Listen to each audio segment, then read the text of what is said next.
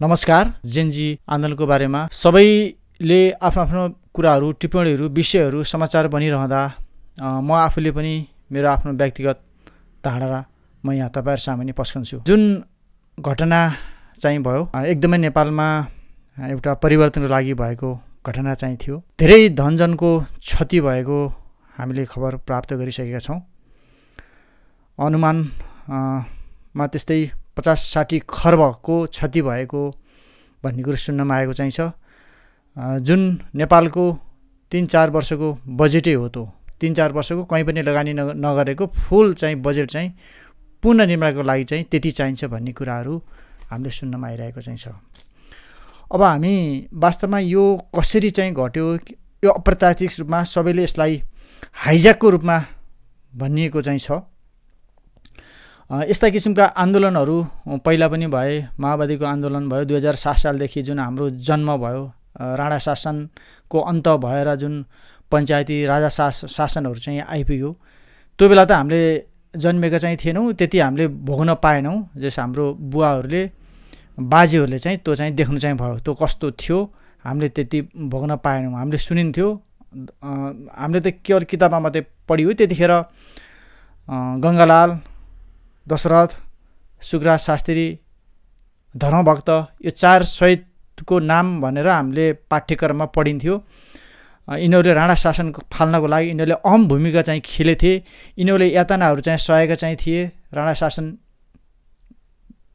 विरुद्धमा यिनीहरूलाई लडिराख्दाखेरि र पछि यो राणा शासन चाहिँ ढलेर अनि पञ्चायत शासन राजाहरूको सुरुवात चाहिँ भयो। एवं रीते फेरि बहुदल चाहिँ आयो। फेरि त्यसपछि फेरि माओवादी दण्डकालहरू 10 वर्षसम्म चाहिँ सुरु भयो र फेरि अहिले चाहिँ यो भएको चाहिँ हो। तर यो फरक किसिमको चाहिँ थियो, किनभने यो 36 घण्टामा भएको चाहिँ थियो। पहिला मैले अहिले पनि भने माओवादी 10 वर्ष जनयुद्ध 10 वर्षसम्म चलेर माओवादी चाहिँ आयो। त्योभन्दा अगाडि धेरै सालसम्म चाहिँ चल्यो। त्योभन्दा अगाडि राणाहरू फाल्न पनि धेरै समयसम्म चल्यो। तर अब अहिलेको यो एकदमै यो हाइज्याकको रूपमा, अप्रत्याशित रूपमा यो कसरी यो भयो? हुन त यो हुनै चाहिँ थियो। प्राप्त मैले सुनेअनुसार विभिन्न किसिमका विज्ञहरूले विभिन्न किसिमको अड्कल अनुमान अनुसार देशमा व्यथिति, विसङ्गति, चरम भ्रष्टाचारको नाराहरू जुन पार्टी आउँदा पनि, जसलाई दिए तापनि केही नभएको चाहिँ अवस्था चाहिँ थियो। मान्छे एकदमै फ्रस्ट्रेट भइसकेका चाहिँ थिए। सबै मान्छेहरू चाहिँ विदेश चाहिँ पलायन हुने, नेपालमा पनि केही गर्दा पनि केही नहुने, नेपाल करिब रित्तो भइसकेको चाहिँ थियो। तर अहिले यसपालिको चाहिँ आन्दोलन हामीले के बुझ्नु चाहिँ पर्छ भने, पहिलाका आन्दोलनहरू एउटा प्रतिशोधको रूपमा एक देशले अर्को देशलाई, जस्तो एक शत्रुले अर्को शत्रुलाई नाश गर्ने मात्र हुन्थ्यो भने, अब अहिले कसरी हुन्छ, एउटा आफ्नो समूहमा, आफ्नो देशमा गाब्ने हो। यसलाई भनिन्छ तपाईको पहिला यस्तो भू राजनीतिहरू, डीप स्टेट भन्ने कुराहरू हामीले शब्द सुन्न पाएका थिएनौँ। अहिले पछिल्लो शब्दमा आएको चाहिँ हो विश्व भू राजनीति र अनि डीप स्टेट। यो कस्तो भने तपाईको यो पर्दा पछाडिको खेल हुन्छ। यसमा यो हामी आम नेपाली सायद 100 मा कस्ता नेताहरूले पनि, कस्ता प्रधानमन्त्री भइसकेकोलाई पनि यो थाहा नहुन चाहिँ सक्छ। र थाहा भए तापनि उनीहरूले केही गर्न नसक्ने अवस्था चाहिँ छन्। त भने नेपाली जनताहरूलाई त यो त 99% जनताहरूलाई यस्तो कुरा चाहिँ थाहा छैन र मलाई पनि थाहा थिएन। मैले विभिन्न किसिमका सामाजिक सञ्जालहरू गहिरो कुराहरू खोज्दै जाँदा यी कुराहरू मलाई चाहिँ आयो र यसैले नै एउटा गहिरो भूमिका खेलेको चाहिँ छ।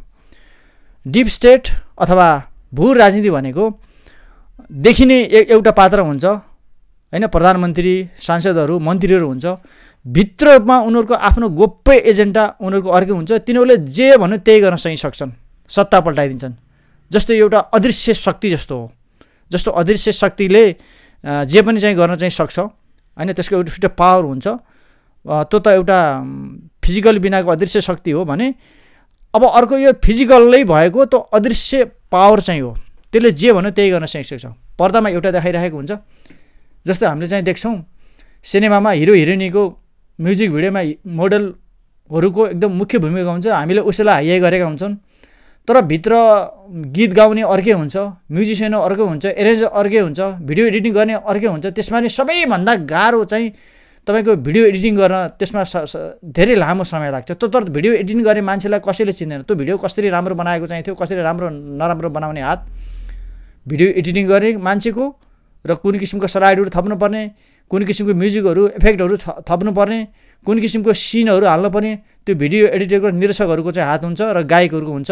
हिरो हिरोइन त भनेको त बाहिर चाहिँ देखावटी हो, तर मान्छेले समाजले के हुन्छ, हिरो हिरोइनलाई मान्छ, जहाँ पनि त्यही सेलिब्रिटी हुन्छ, उसैलाई हाई हेलो गर्छ, सबैलाई उसले बिर्सिएर हिरो हिरोइनलाई मात्र सम्झेको हुन्छ।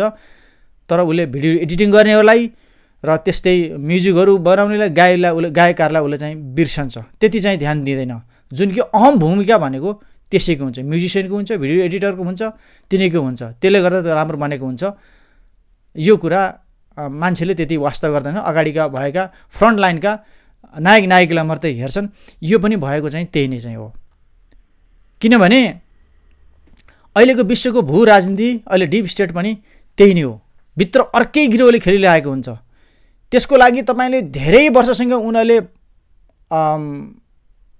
प्र्याक्टिसहरू, अध्ययनहरू, होइन, के छ कमजोरी, आफ्नो एजेन्डा सफल पार्नलाई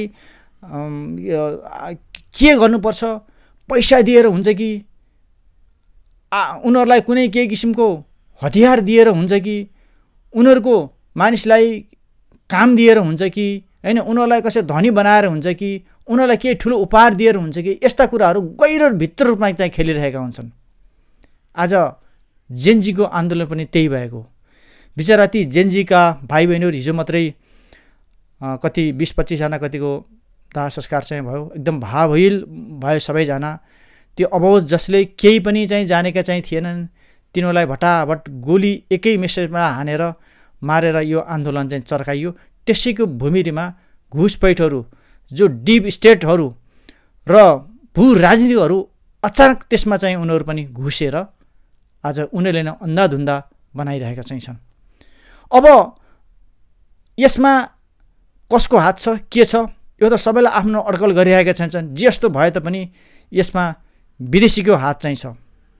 किनभने अहिले विश्वको भू राजनीतिमा जस्तै अमेरिका एक्लिएको चाहिँ छ, युरोपियन युनियनहरू एकजुट भइरहेका चाहिँ छन् भने एसिया पनि अब एक हुनुपर्छ भन्ने कुरो अस्तिको चाइनामा भएको ठुलो सम्मेलनमा रसिया, उत्तर कोरिया, इन्डिया, चीनले जस्ताले यिनीहरूले एक भइसकेका छन् भने यी ठुला हुन्। अब उनीहरूले पनि हामीहरू अब एक चाहिँ हुनुपर्छ, हामी एसियनहरू एक हुनुपर्छ भनेर उनीहरू उभिएको स्थितिमा चाहिँ छ भने अब एक हुनलाई त उनीहरूले यी सानातिना भएका देशहरूलाई पनि त गाब्नुपर्छ। त्यसको लागि विभिन्न किसिमका चलखेलहरू गर्नुपर्छ। जस्तै अब यस्तै किसिमका आन्दोलनहरू तपाईँको श्रीलङ्कामा भयो, बङ्गलादेशमा भयो, अब अहिले नेपालमा भयो। यी साना साना तर ठुला देशहरूमा अहिलेसम्म भइसकेको चाहिँ छैन। पहिला जे कुरो नि पहिला सानो सानोबाट नै हुने हो। अब तपाईँ हामीले सोच्छौँ साँच्चै नै अब कायापलट भयो, अब भ्रष्टाचार रोकिने चाहिँ भयो, नेपाल देश परिवर्तन भयो भनेर तपाईँ हामी अहिले मक्ख परेका हुन्छौँ। तर त्यो कदापि होइन। किनभने हामीले देखिसकेका छौँ श्रीलङ्कामा आन्दोलन भयो, त्यहाँ पनि राष्ट्रपति भवनहरू जलाइए, त्यहाँ पनि त्यहाँका राष्ट्रपतिहरू सबैलाई त्यहाँबाट देश निकाला भए। बङ्गलादेशको पनि त्यही भयो, शेख हसिना देश निकाला भइन्, त्यहाँको राष्ट्रपति भवनमा जनताहरू उर्लिए। अहिले सेम हाम्रो पनि नेपालको त्यही भएको। तर श्रीलङ्का, बङ्गलादेशमा कुनै परिवर्तन भएको छैन। त्यस्तै गरेर नेपालमा पनि कुनै परिवर्तनको आशा नराख्दा पनि हुन्छ। किनभने अहिले भर्खेको अन्तरिम बनेको सरकारमा हेरौँ र जेनजीको आन्दोलनमा यसमा म अलिकति पछाडि फर्केँ। जुन जेनजी आन्दोलनको पहिलो दिन सामान्य चाहिँ थियो, बिचरा ती जेनजीका अबोध ती भाइ बहिनीहरू यस्तो किसिमको उदङ्ग मचाउनलाई, पुराहरू, गाडीहरू, बङ्गलाहरू सबै ध्वस्त बनाउनलाई, अफिसहरू ध्वस्त बनाउनलाई गएका छन्। के हो त उनीहरूको माग चाहिँ थियो, भ्रष्टाचारीलाई कारबाही चाहिँ होस्, भ्रष्टाचार नेपालमा नियन्त्रण होस्, उनीहरूको यो मात्रै चाहिँ थियो। त्यस दिनको पहिलो दिनको बेलुकीसम्म पनि मलाई के चिन्ता लागेको थियो भने यसको नेतृत्व कसले गरिरहेको चाहिन्छ, कोही पनि नेतृत्व गर्ने यो हो भन्ने कुरो अहिलेसम्म आधिकारिक रूपमा आइसकेको चाहिँ थिएन। र अलिअलि त्यस दिनको बेलुकी अलिअलि निराज ढुङ्गाना सायद तिनको नाम होला, मिराज ढुङ्गाना, यिनी चाहिँ बोलेका चाहिँ थिए। तर यस्तो रूपमा चाहिँ उग्र होला भनेर चाहिँ सोचिएको चाहिँ थिएन। र पहिलो दिनको आन्दोलनमा जुन ड्याङ जुन चाहिँ घुसपैठहरूले जुन अब यसरी चाहिँ गोली चलाएर ताकी एकै समयमा तपाईको आन्दोलनकारीलाई निमिट्याउन, त्यसलाई कमजोर बनाउन प्रहरीले पानीका फोर्सहरू हान्छ, रबडका गोलीहरू हान्छ, असुरी ग्यासहरू चाहिँ छोड्छ। तर त्यो नभइकन अचानक ड्याम गोली बर्साएको चाहिँ छ। सबैलाई चाहिँ ड्याम गोली बर्साएर सबैलाई चाहिँ मारिदिएको छ ठाउँ। हेर्नुहोस् कस्तो दुखाइ। यो त नेपालको घटनामा यस्तो किसिमको इतिहास त कहिले पनि भएको चाहिँ थिएन। धेरै किसिमको आन्दोलन भए, बिस्तारै आज एक दुईजना मर्छन्, भोलि एकजना मर्ला, अथवा 5-7 दिनपछि अर्को मर्ला। रबरको गोलीले चाहिँ के घाइते होला, पानीको फोहराले, असुर ग्यासले कोही घायल चाहिँ होला, बिमार होला। यो हुँदै यस्तो मात्रै भएको चाहिँ थियो। एकैचोटि एकै समयमा यसरी हान्नु भनेको यो चाहिँ घुसपैठोहरूको, यो विदेशीहरूको चलखेल ठुलो, यो एकदम ग्रान्ड डिजाइनबाट गरिएको तयारमा उनीहरू चाहिँ बसेका थिए। केही विशेषज्ञहरूले, राजनीतिकहरूले त भनेका चाहिँ थिए, उनीहरू अर्का गरेका चाहिँ थिए, नेपालमा अब कुनै शक्ति, कुनै चुनाव, नेपालका राजनीतिक दलका नेताहरू त अब 84 को चुनावमा अब हामीले बहुमत ल्याउने भनेर त्यसैको उसमा अध्ययनमा चाहिँ थिए। त्यसैको कसरी चाहिँ बनाउने, कसरी जनसमर्थन जुटाउने भन्ने कुरो त्यसैमा उनीहरू चाहिँ लागिरहेका चाहिँ थिए। तर केही विशेषज्ञले भनेका चाहिँ थिए यो हुँदैन, उस्तो पर चुनावै हुँदैन, अथवा यहाँ चाहिँ गड रिभोल्युसन हुन्छ भनेको अचानक चाहिँ हाइच्याक हुन्छ। जस्तै अब प्राकृतिक प्रकोप हुन्छ नि, त्यो भूकम्पहरू, बाढी पहिरोहरू कतिखेर के आउँछ भन्ने कुरो थाहा हुँदैन नि, हावाहुरी कतिखेर आउँछ भन्ने कुरो थाहा हुँदैन नि। त्यस्तै किसिमबाट एउटा गड रिभोल्युसन हुन्छ भन्ने कुरो अध्ययन 2-3 महिना अगाडि मैले केही विशेषज्ञबाट मैले चाहिँ थाहा पाएको थिएँ। त म पनि त्यसैमा थिएँ, कस्तो किसिमको गड रिभोल्युसन होला, के होला भनेको थिएँ। अहिले ठ्याक्क त्यसको 2-3 महिनापछि हामीले चाहिँ यो चाहिँ देख्यौँ, भएको चाहिँ त्यही नै भयो। अचानक यो चाहिँ भयो भने अब यसमा जुन अहिले अन्तरिम सरकार गठन भएर अब 6 महिनापछि चुनाव पनि चाहिँ छ। अब यसमा जो जेनजीहरूको माग थियो भ्रष्टाचार निर्मूल पार्ने, भ्रष्टाचार नियन्त्रण गरेर देश बनाउने, यो आम जनतामा, युवाहरूमा यही चाहिँ थियो। तर भ्रष्टाचार नियन्त्रण कसरी, भ्रष्टाचार नियन्त्रण त गर्ने हैन, ल भ्रष्टाचार नियन्त्रण गरौँ, सबै पैसाहरू चाहिँ नेताहरूले खाएको सब चाहिँ ल्याउँ हैन। त्यो त अब एक दिन त फेरि त्यो भ्रष्टाचार गरेको पैसा समुदायमा ल्याएर, जनतामा चाहिँ ल्याएर त्यसलाई फेरि खाने कुराहरू त किन्न त फेरि हामीले चाहिँ विदेशबाट नि चाहिँ हो। त यस्तो किसिमको अब विदेशबाट ल्याएर चाहिँ त्यो पैसा त फेरि एक दिन त फेरि सकिन्छ त्यो पैसा त हैन। 2-4 वर्ष चल्ला, 5 वर्ष चल्ला। यो भ्रष्टाचारको पैसा यो अगु सम्पत्ति हो, यसको लागि हामीले चाहिँ बाटो बनाउनु पर्ला, रोड बनाउनु पर्ला, घर बनाउनु पर्ला भनेर चाहिँ भन्छौँ हैन। अब त्यो त बनाउँदा एक दिन त सकिन्छ नि, अनि त्यसपछि चाहिँ खानी त के त? अब त्यसको जवाब चाहिँ कसैसँग चाहिँ थिएन। सबैले के भनेको थिए, भ्रष्टाचार नियन्त्रण गर्न पर्यो र घुसहरूले खाएको पैसा जनतामा ल्याएर जनताले त्यसलाई प्रयोग गर्न पर्यो भन्ने मात्र चाहिँ थियो।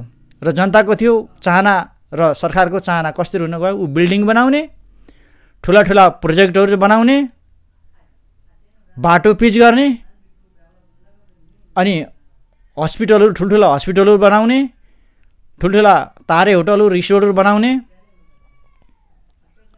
ठुल्ठुला केबल कारहरू बनाउने, ठुल्ठुला भ्यू टावरहरू बनाउने। यो भन्दा अर्को विकल्प के यही नै हो त विकास? कदापि चाहिँ होइन। किनभने यो पैसा यसरी गरेपछि त एक दिन त पैसा त सकिन्छ। तर कसैले पनि भनेन कि त्यो भ्रष्टाचार गरेको पैसाले नेपालको उत्पादनमा लगानी गर्नुपर्छ, कृषिमा लगानी गर्नुपर्छ, पर्यटनमा लगाउनुपर्छ। ठाउँ ठाउँमा पर्यटकहरू पुग्नको लागि चाहिँ एकदमै राम्रो राम्रो डिजाइनको आकर्षक कुनै वस्तुहरू जुन पर्यटक आकर्षित हुनुपर्ने कुराहरूको भौतिक निर्माण गर्नुपर्छ। र सबैभन्दा पहिला प्रत्येक नेपालीहरू आत्मनिर्भर बन्ने काम चाहिँ गर्नुपर्छ। नेपालमा के उत्पादन हुन्छ त्यसको अनुसन्धान गरेर, जस्तो अब नेपालमा मात्र पाइने कुराहरू के छ, उदाहरणको लागि चिउरी भयो, यासाकुम्बा भयो, चुत्रोहरू भयो, अझ धेरै कुराहरू यहाँ चाहिँ छन्। नेपालमा मात्र चाहिँ पाइने, अन्त चाहिँ नपाइने। जस्तो अब यो मासी चामलको भात भयो, जेठो बुढा भयो, धेरै छन् नेपालमा। अन्य धेरै जडीबुडीहरू चाहिँ छन्। यसमा लगानी गरेर यी वस्तुहरू भ्रष्टाचारी गरेको पैसा यस्ता चिजहरूमा नेपालको रैथाने बाली उत्पादन गरेर यहाँको एकदम राम्रो क्वालिटी विषादी रहित रासायनिक मल लगायतका वस्तुहरू, खाद्यान्नहरू उत्पादन गरेर, जस्तो अब सिस्नो हेर्नुहोस्, अब यी कुराहरूलाई उत्पादन गरेर विदेशमा निर्यात गरेर त्यो पैसा हामीले विदेशको पैसाहरू यहाँ ल्याउन सक्यो भने बल्ल त्यसपछि नेपालको जनताहरू आत्मनिर्भर बन्छ, देश धनी हुनतिर लाग्छ।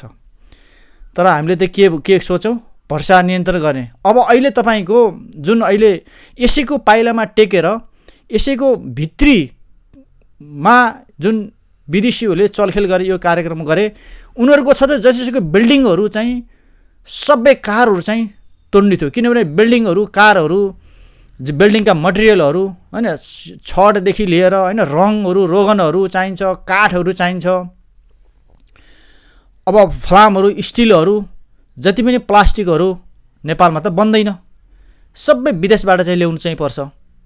अनि यहाँको भवनहरू जति पनि निर्माणहरू चाहिँ तस नस बनाइदिएपछि के छ, फेरि त्यो विदेशीहरूले को सामानै फेरि चाहिँ किन्नुपर्ने हुन्छ नेपालले।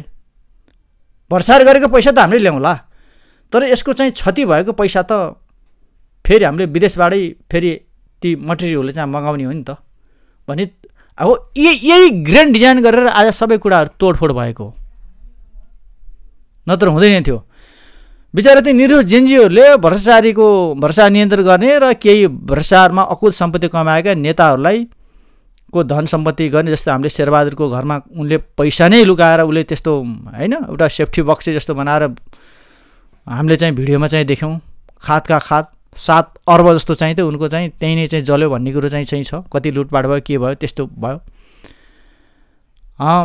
त्यस्तोको चाहिँ पैसाहरू मात्र निकाल्ने र देश विकास भनेको यही बाटो, भवन निर्माण, यसमा चाहिँ थियो। यो बाटो र भवन निर्माण गरेर कहिले पनि देश उँभो चाहिँ लाग्दैन।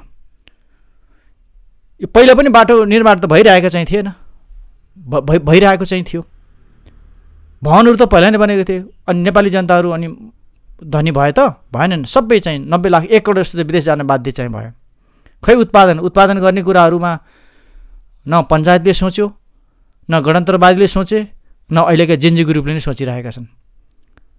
उनीहरूको माग भनेको त के थियो? अब पछि अहिले हामीले सुदन गुरुङलाई देख्यौँ, त्यहाँ भनेको अहिले संसद विघटन भएको चाहिँ छ, तर संविधान त्यही चाहिँ छ, अनि मान्छेहरू त्यही नै चाहिँ छन्, त्यही प्रवृत्तिका चाहिँ छन्। रामेश्वर खनाल अहिले अर्थमन्त्री हुनुहुन्छ, उहाँ चाहिँ पहिला अर्थ सचिव हो, त्यो पुरानै हो। उहाँ काङ्ग्रेस एमाले कता कता हुँदै घुमेर उहाँ चाहिँ त्यही नै हो। उहाँ चाहिँ अब कुलमानको कुरा गर्ने भने उहाँ चाहिँ माओवादीको मान्छे हो। अब भयो त अब के त हैन।